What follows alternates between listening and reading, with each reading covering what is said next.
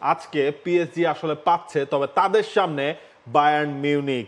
যেই ম্যাচটা বায়ার্ন মিউনিকের ঘরের মাঠ আলিয়ান্স অ্যারেনায় রাত 2টায় শুরু হচ্ছে আজকে রাতের সেই বিগ ম্যাচ। দেখেন বায়ার্ন তারা আসলে যেই ফর্মটায় রয়েছে, হ্যাঁ এই আপনার চ্যাম্পিয়ন্স লিগে একটু তারা খেই হারিয়েছিল, 2টা ম্যাচ মাত্র কেবল তারা আসলে জিতেছিল, কিন্তু লাস্ট 6টা ম্যাচে বায়ার্ন মিউনিক কোনো গোল কনসিড করে নাই।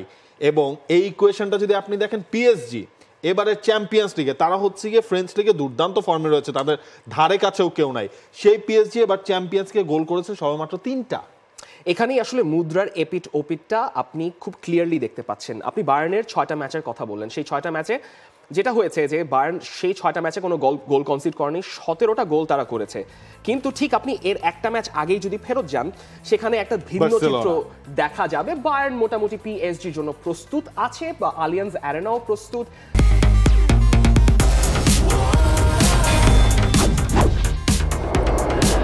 বাংলাদেশের প্রথম লিমিটলেস ইন্টারনেটে ছাড়িয়ে যাক নিজের লিমিট। ভাসো কোম্পানি তার দলকে নিয়ে ভালো একটা সময় কাটাচ্ছেন, যেহেতু যেই 6টা ম্যাচে তারা এখন পর্যন্ত কোনো গোল কনসিড করেনি। তবে পাভলোভিচ খুব একটা ভালো সময় কাটাচ্ছে না, তার ইনজুরির একটা কনসার্ন রয়েছে।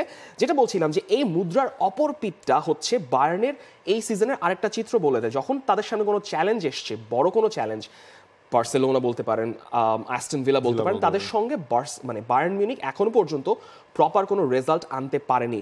সো এক্স্যাক্টলি এখানেই আপনি প্রশ্নটা করবেন যে বায়ার্ন মিউনিক এবং হ্যারি কেইন তারা যখন বড় কোনো ম্যাচ আসছে, পিএসজি ডেফিনেটলি বড় একটা ম্যাচ, আপনার চ্যাম্পিয়ন্স লিগের ফাইনালের রিম্যাচ, সেখানে আসলে ওই প্রেশার মোমেন্টে বায়ার্ন মিউনিক এখনো পর্যন্ত কোনো রেজাল্ট বের করতে পারেনি। তারা যদি যেমন বার্সেলোনা অক্টোবর মাসে একটা রেজাল্ট বের করতে পেরেছে, তখনই আমরা বলেছি Barcelona is doing really good.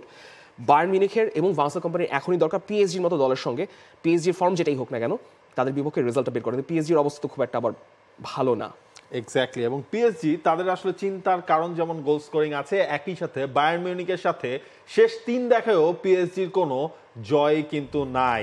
সেই পিএসজি এখন যখন খেলতে নামবে এই জায়গায় তাদের ওই মানে প্রেরণা যেটা হচ্ছে সেটা ওই তাদের ঘরের লিগে বা ফ্রেঞ্চ লিগে তাদের যে ফর্মটা আছে সেটাই আসলে নিয়ে আসা। এই ম্যাচে ওসমান দেমবেলে তিনি আসলে কতটুকু কি করতে পারবেন, গঞ্জালো রামোসের আসলে খেলার কথা রয়েছে, তিনি খেললে এই দুইজনের ক্যামিওটা কেমন হবে সেটা হচ্ছে গিয়ে বায়ার্ন মিউনিকের জন্য আপনার স্পেশালি উপামেকানো এবং কিমমেনজাইকে কতটুকু আটকে রাখতে পারবে কিনা তারা, সেটা মনে হয় একটা বড় ইকুয়েশন আমরা দেখতে পারি। শেষ 5 দেখায় বায়ার্ন পিএসজির যে অবস্থা ছিল মোটামুটি ওই ফাইনালের ম্যাচটার পর তাদের আরো 3 ম্যাচে কিন্তু আপনার পিএসজি কোনো গোলও করতে পারেনি, আপনি যদি খেয়াল করেন। পিএসজি গোল করেছে এই পরবর্তী কোয়ার্টার ফাইনাল, সেই ম্যাচটা পিএসজি জিতেও নিয়েছিল কোয়ার্টার ফাইনাল রাউন্ডে, কিন্তু আসলে পরবর্তীতে বায়ার্ন তাদের ঘরের মাঠে পিএসজি ঘরের মাঠে গোল করে পরবর্তী রাউন্ডে উঠে গিয়েছিল। আপনি বায়ার্ন পিএসজি হিস্টোরিক রাইভালরি দেখলে আসলে বায়ার্নই অনেক বেশি এগিয়ে আছে, পিএসজি সেখানে খুব একটা পিছিয়ে মানে খুব একটা এগিয়ে নেই। কথা হচ্ছে পিএসজির জন্য মূল সমস্যা হচ্ছে তাদের ডিফেন্সিভ প্রবলেমগুলো আতলেতিকোর ম্যাচেও দেখা গেছে। এবং ইন্টারেস্টিংলি তাদের যে রাশিয়ান গোলকিপার সাফনভ, তিনি কিন্তু মাঝে মধ্যে ম্যাচ স্টার্ট করছেন, যেটা আসলে দনারুমার পজিশনটাকে কিছুটা হলেও প্রশ্নবিদ্ধ করেছে, স্পেশালি আতলেতিকোর ম্যাচে তিনি যে ব্লান্ডার করেছিলেন। তবে কোম্পানি তিনি এখন পজিশনে বসে আছেন 17 নম্বর স্থানে, তিনি কিন্তু আসলে শীর্ষ 8 না, তিনি টার্গেট করছেন একদম শীর্ষ স্পটটা। কোম্পানি বলছেন যে তারা হতে চান টপ 1 চ্যাম্পিয়ন্স লিগে। আমরা ইউরোপের অন্যতম বড় ক্লাবের বিপক্ষে খেলছি, তাদের দলে ম্যাচে ভাগ্য করে দিতে পারে এমন ফুটবলার অনেক, তাদের কোচও দারুণ, 2 দলই চায় জিততে। আমরা সবসময় শীর্ষ 8 থেকে গ্রুপ পর্ব শেষ করার কথা বলি, তবে আমাদের লক্ষ্য একদম শীর্ষ স্থানে থেকে শেষ করা। খুবই মানে বলতে পারেন যে মোটিভেশনাল একটা জায়গা থেকে খুব ইন্টারেস্টিং একটা তার পয়েন্ট অফ ভিউ। কিন্তু লুইস এনরিকে মানে আপনার পয়েন্টটা কিন্তু বেশ ভালো একটা আপনি পয়েন্ট রেজ করেছেন, সেটা হচ্ছে যে বায়ার্ন মিউনিক নিজেদের লিগে যেই অবস্থানেই থাকুক, যেই ডমিনেন্সটাই তারা দেখাক, ওই বিগ ম্যাচে আসলে কি করে আপনি টার্গেট করছেন আপনি চ্যাম্পিয়ন্স লিগে প্রথম হবেন, চ্যাম্পিয়ন্স লিগের ট্রফি আপনার কাছে যাবে, তাহলে তো এই ধরনের বিগ ম্যাচগুলোতে ওই প্রেশারটা আসলে রিলিফ করতে হবে, সেটাই তো আসলে কোম্পানির কাছে সবচেয়ে বড় আসলে চ্যালেঞ্জ। ধরেন বুন্দেসলিগা কিংবা লিগ আতে ইনারা দাদাগিরি করে বেড়ান, সেই দাদাগিরি এখন তো নিজেদের এগেইনস্টে তো প্রমাণ করতে হবে, এবং সে ব্যাপারে কিন্তু রিস্ক নেওয়ার কথাও বলছেন এনরিকে। লুইস এনরিকের জন্য রিস্ক নেওয়ার অনেক অনেক জরুরি, কারণ যেই অবস্থায় পিএসজি এখন আছে তাদের আসলে রিস্ক না নিলে কোনোভাবেও চলবে না।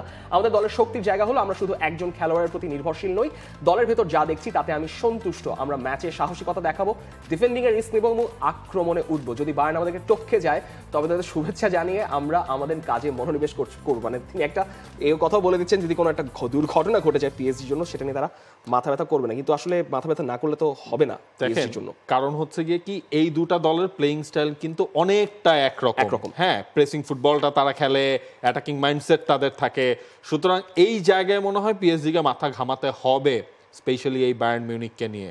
প্রেডিকশন বায়ার্ন মিউনিখকে জিতিয়ে দিচ্ছেন? জিতিয়ে দিচ্ছি। ড্রতেই একটু আস্থা রাখি, যেহেতু ড্র করলে এদিকও না একুলো না ওকুলো না, ড্র হতেই পারে আর কি এরকম একটা ম্যাচে। তবে হ্যারি কেইন দেখা যাক তিনি তার যে বুন্দেসলিগার ফর্মটা এবারে চ্যাম্পিয়ন্স লিগেও টেনে আনতে পারবে কিনা। ইনফ্যাক্ট চ্যাম্পিয়ন্স লিগেও তিনি টানছেন, গোল করছেন। এক্স্যাক্টলি, হ্যারি কেইন গোল হ্যাট্রিক করলে আসলে অবাক হওয়ার কিছু থাকবে না। For more updates, subscribe to our YouTube channel and click on the bell icon. Follow us on Facebook and Instagram. Download T-Sports app to enjoy exciting games and highlights. Visit tsports.com.